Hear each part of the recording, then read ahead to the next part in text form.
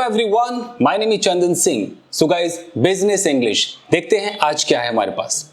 Guys, यहां पर लिखा हुआ है impugn decision, impugn honesty, impugn credibility, impugn character, impugn reputation, impugn judgement. बहुत सारी चीजों में हम इम्प्यून का इस्तेमाल करते हैं। गाइस, क्या होता है इम्प्यून देखते हैं दोस्तों। मान लीजिए कि आप किसी से प्यार करते हैं, लेकिन सामने वाले को आपके प्यार पर शक है, उसे भरोसा नहीं है कि आप उससे वाकई प्यार करते हैं। It means the person is impugning your love.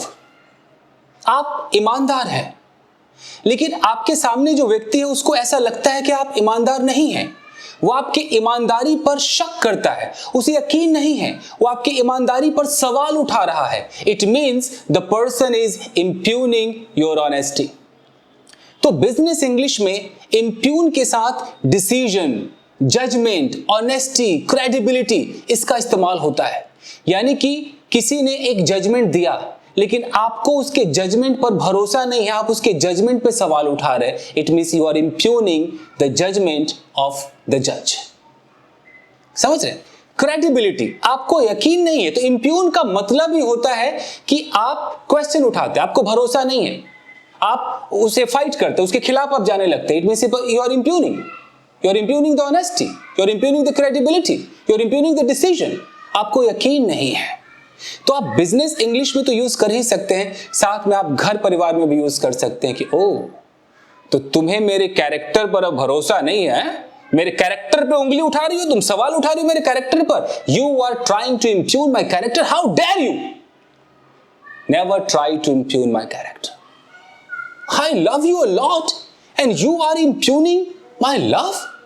इस तरीके से आप यूज कर सकते हैं। देखिए सेंटेंसेस, यहां पर लिखा है कि the lawyer इम्प्यून्ड the credibility of the witness. यानी कि लॉयर ने इम्प्यून किया क्रेडिबिलिटी को, यानी कि उसके विश्वसनीयता को, ऑफ द विटनेस, विटनेस की क्रेडिबिलिटी पर क्वेश्चन उठाया, सवाल उठाया, यानी कि लॉयर को भरोसा नहीं था। The decision of the judge was impugned।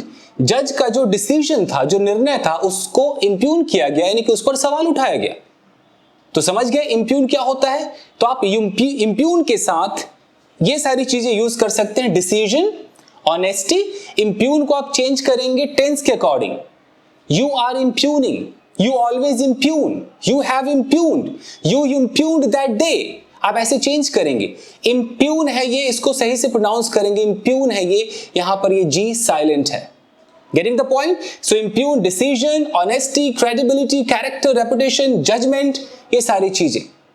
मेरे एक्शंस पर तुम इम्प्यून कर रहे हो, मैं जो काम कर रहा हूं, यू आर इम्प्यूनिंग माई एक्शंस। मेरे एक्शंस पे तुम उंगली उठा रहे हो, तुम सवाल उठा रहे हो। ओके,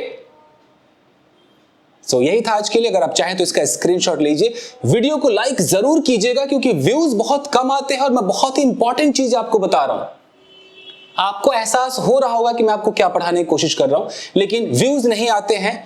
सो लेट्स सी, कभी ना कभी ऐसा होगा that I will get staggering views on my videos. Thank you very much everybody, support कीजिए और स्क्रीनशॉट ले लीजिए। मैं हटता हूं। Thank you guys.